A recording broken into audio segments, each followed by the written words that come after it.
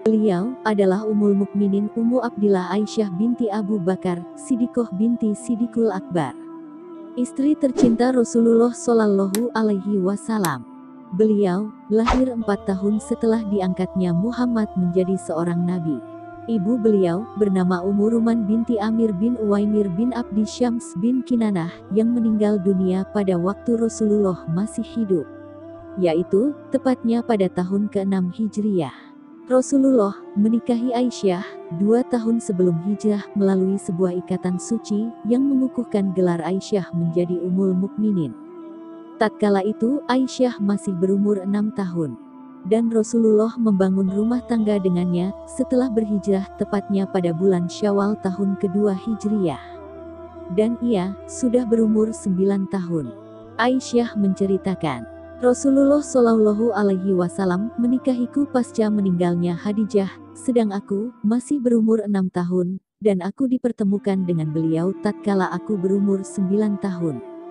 Para wanita datang kepadaku padahal aku sedang asyik bermain ayunan, dan rambutku terurai panjang, lalu mereka menghiasiku dan mempertemukan aku dengan Nabi Shallallahu Alaihi Wasallam. Kemudian, biduk rumah tangga itu berlangsung dalam suka dan duka, selama 8 tahun 5 bulan. Hingga Rasulullah meninggal dunia pada tahun 11 Hijriyah. Sedang Aisyah baru berumur 18 tahun. Aisyah adalah seorang wanita berparas cantik dan berkulit putih. Sebab itulah ia sering dipanggil dengan Humairah. Selain cantik, dia juga dikenal sebagai seorang wanita cerdas. Allah Subhanahu wa Ta'ala telah mempersiapkannya untuk menjadi pendamping Rasulullah dalam mengemban amanah risalah yang akan menjadi penyejuk mata dan pelipur lara bagi diri beliau. Suatu hari, Jibril memperlihatkan kepada Rasulullah gambar Aisyah pada secarik kain sutra berwarna hijau, sembari mengatakan, dia adalah calon istrimu kelak di dunia dan di akhirat. Hadis riwayat Tirmizi. Selain menjadi seorang pendamping, dia juga yang selalu siap memberi dorongan dan motivasi kepada suami tercinta di tengah beratnya medan dakwah dan permusuhan dari kaumnya. Aisyah juga tampil menjadi seorang penuntut ilmu yang senantiasa belajar dalam madrasah nubuwah di mana beliau menimba ilmu langsung dari sumbernya. Beliau tercatat termasuk orang yang banyak meriwayatkan hadits dan memiliki keunggulan dalam berbagai cabang ilmu, di antaranya ilmu fikih, kesehatan, dan syair Arab. Setidaknya ada sebanyak 1210 hadits yang beliau riwayatkan telah disepakati oleh Imam Bukhari dan Muslim, dan 174 hadits yang hanya diriwayatkan oleh Imam Bukhari, serta 54 hadits yang hanya diriwayatkan oleh Imam Muslim.